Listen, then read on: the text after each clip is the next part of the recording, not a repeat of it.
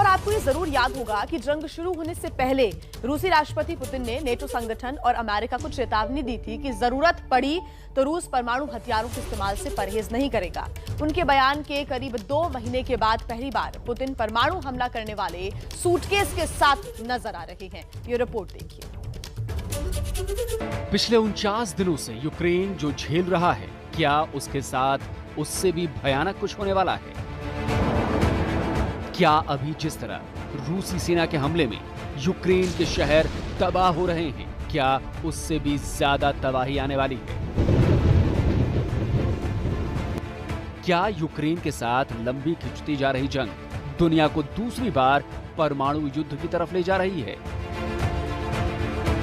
ये सारे सवाल इसलिए उठ रहे हैं क्योंकि रूसी राष्ट्रपति व्लादिमीर पुतिन उस ब्रीफकेस के साथ नजर आए जिसे लंबे वक्त से किसी ने देखा नहीं था। ये वो ब्रीफकेस है जिसमें परमाणु बम चलाने वाला रिमोट कंट्रोल रखा हुआ है। सवाल ये है कि आखिरकार पुतिन परमाणु बम वाला ब्रीफकेस दिखाकर क्या संदेश दे रहे हैं। इस वीडियो में आप राष्ट्रपति पुतिन के पीछे इस शख्स को देख सकते हैं। इसके हाथों में एक बैग नजर आ रहा है। कहा जा रहा है कि ये वो ब्रीफकेस है जिसमें रूस के पास मौजूद न्यूक्लियर मिसाइलों को लॉन्च करने का रिमोट है। न्यूक्लियर ब्रीफकेस के साथ पुतिन के इस वीडियो ने पूरी दुनिया में सिहरन पैदा कर दी है। दुनिया भर के न्यूज वेबसाइट्स पर इसे बेहद प्रमुखता से जगह दी गई है, क्योंकि यूक्रेन की लड़ाई जिस तरह खिंचती जा रही है, उससे लोगों में डर बढ़ रहा है कि कहीं रूस जंग खत्म करने के लिए परमाणु बम का इस्तेमाल तो नहीं करेगा। परमाणु हमले का खतरा इसलिए भी बढ़ रहा है क्योंकि मंगलवार को ही पुतिन ने कहा है कि यूक्रेन में रूसी सेनाएं तब तक नहीं रुकेंगी जब तक वो अपने सारे लक्ष्यों को हासिल नहीं कर लेती। पुतिन का ये बयान और न्यूक्लियर ब्रीफकेस का उनके साथ दिखना संशय को और ज्यादा बढ़ाता है। हालांकि रूस की भी नीति पहले हमला करने की नहीं है, पर युद्ध नीतियां कब बदल जाती हैं, कहा नहीं जा सकता। पुतिन के साथ जो न्यूक्लियर रिमोट वाला ब्रीफकेस दिखा है वो साल 1980 से ही मौजूद है, लेकिन पहली बार वो 3 साल पहले दिखा था।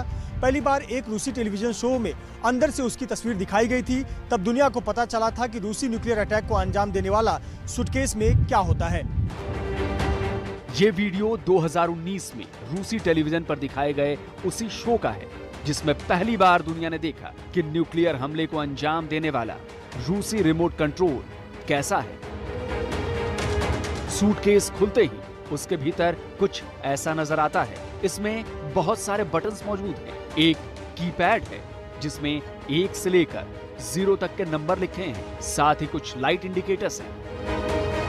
एक छोटी सी स्क्रीन है और नीचे 4 बटन हैं, 2 ग्रे कलर के, एक सफेद और एक लाल।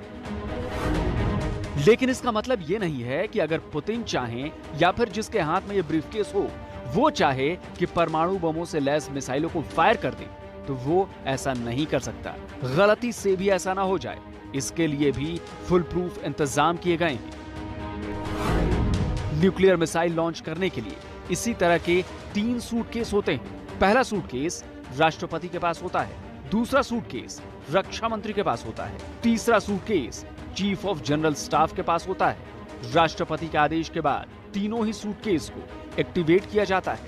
हमले का आदेश मिसाइल ऑपरेटर तक तभी पहुंचता है जब तीनों ही सूटकेस में डाले गए लॉन्च कोड्स मैच होते हैं। तीनों सूटकेस से मिले लॉन्च कोड्स के बाद मिसाइल ऑपरेटर के पास एक चाबी होती है जिसके जरिए वो मिसाइल फायर करता है। अगर रूस की तरफ से परमाणु हमले जैसा कोई कदम यूक्रेन पर उठाया जाता है तो ये महाविनाशक होगा, क्योंकि 77 साल पहले जापान पर जो परमाणु बम अमेरिका ने गिराए थे, आज के बम उससे कई 100 गुना ज्यादा शक्तिशाली है। तो आप अंदाजा लगा सकते हैं कि कितनी बड़ी तबाही होगी। रूस यूक्रेन जंग के बीच दुनिया के एक और कोने में इसी से मिलता जुलता खतरा मंडरा रहा है। ताइवान और चीन के बीच भी हालात ऐसे ही बन रहे हैं। जिस तरह रूसी सेनाओं ने महीनों की वॉर एक्सरसाइज के बाद यूक्रेन पर हमला किया, ठीक उसी तरह से पिछले कई महीनों से चीनी सेनाएं भी लगातार ताइवानी इलाकों के आसपास युद्धाभ्यास कर रही हैं। संकेत सिर्फ यही नहीं है, बल्कि पिछले कुछ महीनों में चीनी एयरफोर्स के विमानों ने कई बार ताइवानी एयर स्पेस में घुसपैठ की है।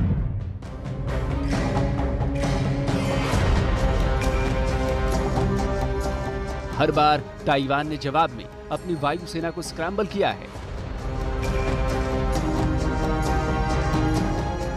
इसीलिए सवाल उठ रहे हैं कि क्या चीनी राष्ट्रपति शी जिनपिंग भी युद्ध का मन बना चुके हैं, क्योंकि ताइवान के साथ उनका शुरू से विवाद चल रहा है। उसे जिनपिंग ताकत के दम पर निपटाना चाहते हैं। ताइवान का असली नाम रिपब्लिक ऑफ चाइना है और वो खुद को आजाद देश मानता है। चीन का दावा है कि ताइवान आजाद देश नहीं बल्कि उसका हिस्सा है। ताइवान 1950 से ही स्वतंत्र रहा है, पर चीन इसे अपना विद्रोही राज्य मानता है। चीन और ताइवान दोनों एक दूसरे की संप्रभुता को मान्यता नहीं देते हैं। चीन 1971 में यूएन सिक्योरिटी काउंसिल का सदस्य बना। 1979 में ताइवान की मान्यता उसने संयुक्त राष्ट्र से खत्म करवा दी। अभी हाल के दिनों में चीनी विदेश मंत्रालय कई बार दोहरा चुका है कि ताइवान चीन का अभिन्न अंग है, उसे किसी भी कीमत पर चीन के साथ मिलाना ही है।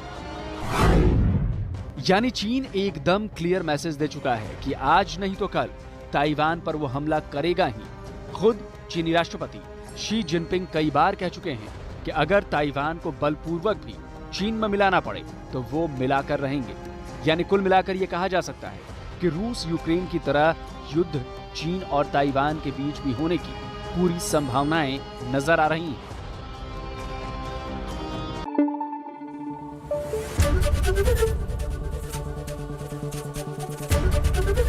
एबीपी न्यूज आपको रखे आगे।